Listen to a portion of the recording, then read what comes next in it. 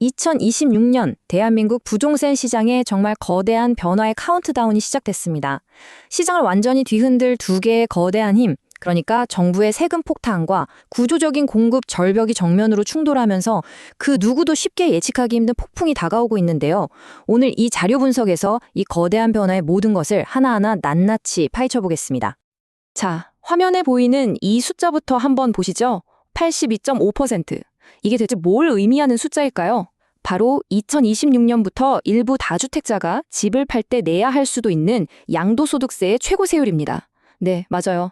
수익의 82.5%입니다. 정말 어마어마한 숫자죠. 한번 상상해 보세요. 여러분이 10억 원의 시세 차익을 얻었는데 세금으로 8억 2,500만 원을 내야 한다면 과연 어떤 선택을 하시겠습니까? 바로 이 질문이 2020년 부동산 시장을 움직일 첫 번째 거대한 힘의 핵심입니다. 네, 그 첫 번째 힘은 바로 세금 폭탄입니다. 정부가 집값을 안정시키겠다면서 다주택자들이 시장에 매물을 내놓도록 유도하고 있거든요. 그 수단으로 한시적으로 미뤄줬던 다주택자 양도세 중과 조치를 2026년 5월 9일부로 끝내는 게 거의 확실해 보입니다. 이 타임라인에 보시면 그 차이가 정말 명확하게 보입니다.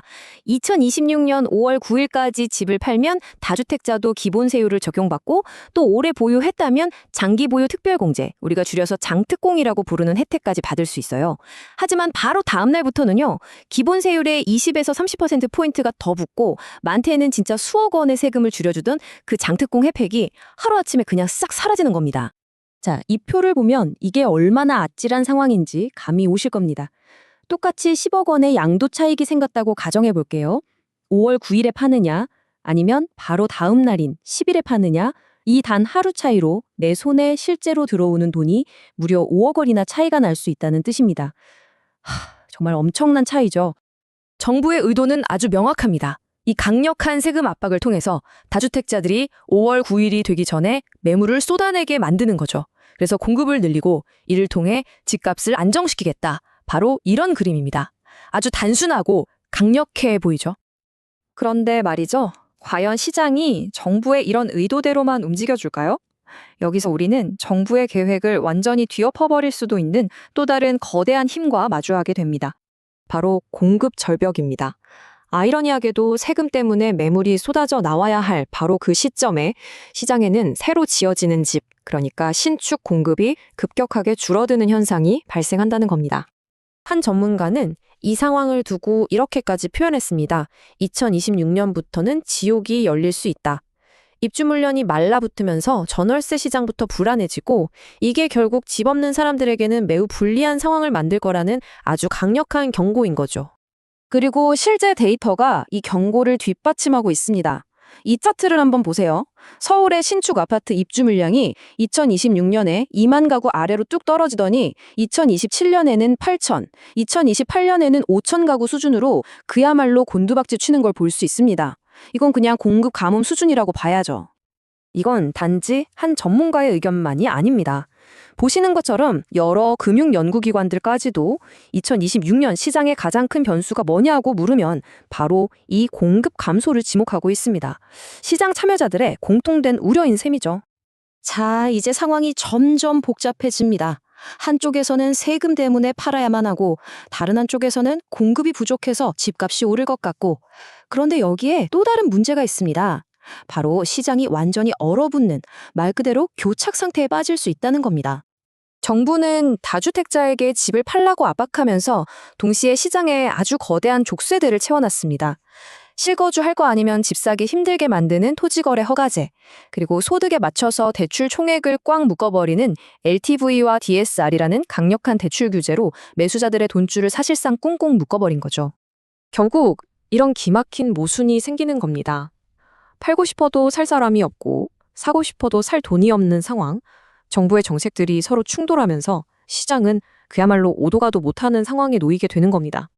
그럼 이 거대한 힘들의 충돌은 어떤 결과를 낳을까요? 시장 전체가 폭락하거나 폭등하는 대신에 시장이 극단적으로 두 개로 쪼개지는 양극화 현상이 나타날 겁니다.